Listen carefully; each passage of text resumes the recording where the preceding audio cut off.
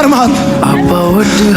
ለምን መሰለህ ወድቀ ያልወደቀው ጠፍተ ያልጠፋው ስለመውደቅና ስለመበላሸቱ ስለመሳሳትህና ስለማጥፋትህ ይሄንን ጥፋትን በተመለከተ ዓለም ባንተ ላይ ከሚጮኸው ጩኸት በላይ ወደ ልጄ ወደ ልቤ የላከው አባ አባት ብሎ እንድትጮህ የሚያረግ ያ መንፈስ ገና አንተ አባ ስትል ዓለም ባንተ ላይ ከምትጮኸው ጩኸት በላይ ያንተ የልጅነት ጩኸት አባት ጋር ይሰማል።